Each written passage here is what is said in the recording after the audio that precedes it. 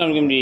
Weaver साहब बात करेंगे थायोफेनेट मिथाइल के हवाले से कि ये केमिकल जो है किस मकसद के लिए इस्तेमाल करते हैं। इसे याद रखें कि ये फफूंदी का जहर होता है जो कि मुख्तलिफ़ फसलें जैसे आम है, खरबूजा है, अंगूर है, धान है, इनके अंदर फफूंदी या मुँह सड़ी या उसके अलावा भक्का ब्लास्ट के हवाले से जो है बहुत अहम किरदार अदा करता है।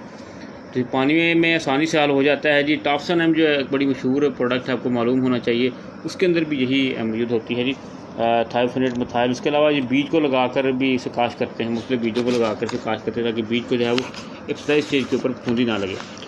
तो सबसे इसका अहम काम ये होता है कि एक तो ये फफूंदी को लगने से रोक देती है। अगर बारिश हो जाती है या शदीद गर्मी होती है और आपने इस्तेमाल की हुई है तो फिर भी ये है कि ये असर दिखा जाती है अपना, यानी कि इससे ज़ाया नहीं होती है। स्प्रे होती हैं बारिश से, अगर आप अभी आपने स्प्रे की है 1-2 घंटे में बारिश हो गई है तो वो फिर स्प्रे ज़ाया नहीं होती। तो कोशिश क्या करें कि कोई भी जब आप फसल काश करते हैं उसके बीज को जो रिकमेंडेड जहर होता है वो लाजमी लगाया करें, जिसमें उससे आपकी जो इब्तदाई जर्मिनेशन है, प्लांट पॉपुलेशन है, वो मुकम्मल रहती है, उसे फफूंदी वगैरह जो है वो नहीं लगती, बीज ज़मीन के अंदर ख़राब नहीं होते।